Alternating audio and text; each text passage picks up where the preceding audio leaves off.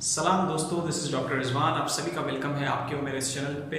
और आज का लेक्चर जो है वो थोड़ा क्रूशियल होने जा रहा है और मुझे लगता है कि इस चीज़ के बारे में, इस टॉपिक के बारे में, इन पॉइंट्स के बारे में सभी को पता होना चाहिए ताकि हम इमीडिएट बेस पे डिसाइड कर पाएँ कि हमें क्या करना है और क्या नहीं करना। और वो टॉपिक है कि नॉर्मल वजाइनल डिलीवरी बेस्ट है या सी सेक्शन बेस्ट है। सी सेक्शन से मुराद ये है कि पेट पे चीरा लगाते हैं, फिर वो चीरा अंदर जाके यूट्रस पे भी लगता है, जैसे हम उर्दू में बच्चा दानी कहते हैं, और फिर बच्चे को बाहर निकालते हैं।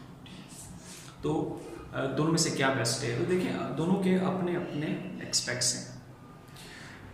नॉर्मल वेजाइनल डिलीवरी वो तो सभी को पता है, लेकिन मैं आपको ये बताना चाह रहा हूँ कि सी सेक्शन की नीड कब पड़ती है और क्यों सी सेक्शन किया जाता है और कब सी सेक्शन करना चाहिए और हमें डॉक्टर की बात माननी चाहिए। अक्सर ऐसा होता है कि हमारे जहन में देखिए, पांचों उंगलियां बराबर नहीं होती। मैं नहीं कह रहा सब बेस्ट हैं, पर मैं ये कह रहा हूँ कि हमारे जहन में अक्सर ये बात लोगों ने बिठा दी होती है या बैठ जाती है सुन के कि डॉक्टर्स जो है वो ज़्यादा, या हॉस्पिटल या इदारा जो है वो ज़्यादा पैसे लेने के लिए सी सेक्शन करवाते हैं, क्योंकि सी सेक्शन के चार्जेस ज़्यादा होते हैं, वजाइनल डिलीवरी के चार्जेस जो होते हैं वो कम होते हैं। सी बात है, सभी को पता है। और उसमें स्टे भी कम होता है, सी सेक्शन में स्टे थोड़ा सा ज़्यादा होता है हॉस्पिटल का।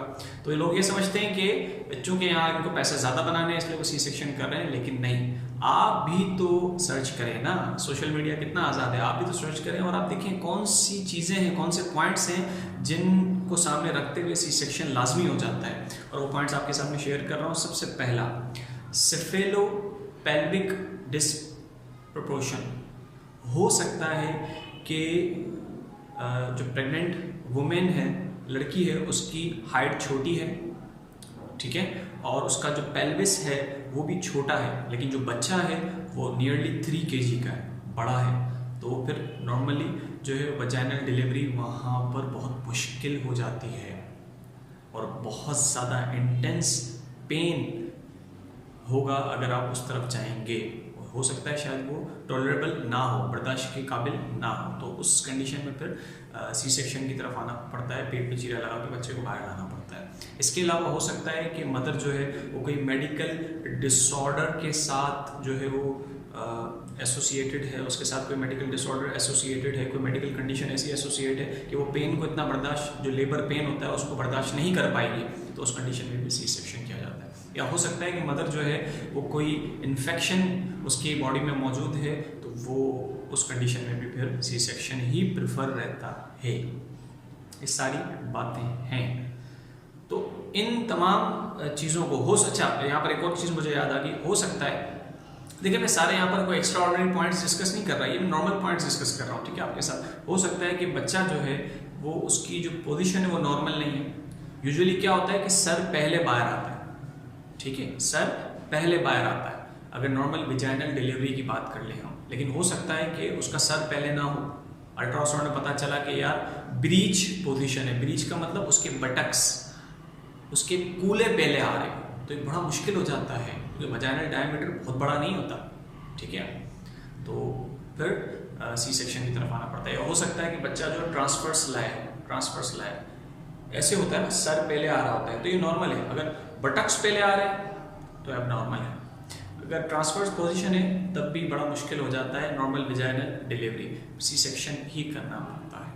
और सी सेक्शन भी 2 तरह के होते हैं। एक होता है इलेक्टिव, जो प्लान होता है, पहले से प्लान होता है कि हाँ भाई ये करना है, और एक होता है इमरजेंसी सी सेक्शन, इमरजेंसी में करना पड़ा, ठीक है। इमरजेंसी वाला मैं आपको पहले बता देता हूँ। मिसाल के तौर पे फीमेल जो है वो 12 से 24 घंटे उसके लेबर को हो गए, लेबर पेन को हो गए, उससे भी बर्दाश्त नहीं हो रहा, और फीटस जो है वो अंदर जो बच्चा है वो नीचे आने का नाम ही नहीं ले रहा, ठीक है, इंड्यूस करके भी देख लिया, तो फिर वो सी सेक्शन की तरफ इमरजेंसी में आते हैं। या फिर खुदा ना खास्ता सडनली जो है वो मदर ब्लीड करने लगी है, उसे हम प्री एक्लेम्सिया कहते हैं, या फिर ब्लीडिंग के साथ साथ फिट्स, झटके आना शुरू हो गए तो उसे हम एक्लेम्सिया कहते हैं। तो उस पर तो सबसे पहली प्रेफरेंस ये होती है कि फ़ौरन बच्चे को इमीडिएटली सी सेक्शन करके बाहर लाया जाए और मदर की जान बचाने की कोशिश की जाए। बात क्लियर हो रही है? अच्छा, प्लान सी सेक्शन कब होता है? प्लान सी सेक्शन जिन्हें पता चल चुका है कि यार बच्चे की पोजीशन नॉर्मल नहीं है, तो बस प्लान कर लेंगे पहले से ही करना सी सेक्शन ही, या मदर के साथ मैंने कहा ना कोई मेडिकल कंडीशन एसोसिएट है, स्ट्रेस वगैरह कोई भी ऐसी चीज़ कि मदर पेन को बर्दाश्त नहीं कर पाएगी, इन्फेक्शन एसोसिएट है, तो फिर वहाँ पर हम सी सेक्शन पहले से प्लान करके रखते हैं, या पेल्विस छोटा है सी सेक्शन पहले से ही प्लान करके रखते हैं। ठीक है। अच्छा, कभी बार ऐसा भी होता है सी सेक्शन करने की नौबत इसलिए भी आ जाती है कि एक कनेक्शन होता है माँ और बच्चे के बीच में, जैसे प्लेजेंटा कहते हैं, सबको पता होगा प्लेजेंटा यूजुअली यूट्रस के मतलब आपको यूट्रस में अबव मिलेगा, अबव, लेकिन यही प्लेजेंटा अगर नीचे की तरफ हुआ ना तो होगा क्या कि जब बच्चा नीचे आ रहा होगा और सर्विक्स ओपन हो रहा होगा, डायलेट हो रहा होगा, तो वो प्लेजेंटा डी अटैच भी हो सकता है। जैसे वो प्लेजेंटा डी अटैच होगा, कनेक्शन टूटेगा तो लॉट्स ऑफ ब्लड जो है वो लॉस होगा और फिर उसमें इमरजेंसी जो है वो सी सेक्शन की तरफ आना पड़ता है। ठीक है, तो इससे बेहतर ये पहले से प्लान ही कर लें अगर हमें पता चल चुका है। ठीक है, तो ये मैंने आपको इमरजेंसी और इलेक्टिव सी सेक्शन का मैंने बता दिया। ये सारी चीज़ें हम आम लोगों को, हम सबको, मैं डॉक्टर हूँ तो मुझे सिर्फ नहीं, कोई मेडिकल स्टूडेंट तो उसे सिर्फ नहीं, हम सबको पता होनी चाहिए ये सारी बातें, ताकि हम ऑन द स्पॉट एक अच्छे से अच्छा डिसीजन ले सकें। और वो सी सेक्शन किया रहा है तो उसको मजबूर ना करें कि तुम जो है ना वो नॉर्मल वजाइनल डिलीवरी करो। हो सकता है कि माँ की जान जा सकती है, हो सकता है बच्चे की जान भी जा सकती है। हाँ, जो बेस्ट है वो नॉर्मल वजाइनल डिलीवरी ही है, NVD, नॉर्मल वजाइनल डिलीवरी, ये बेस्ट है।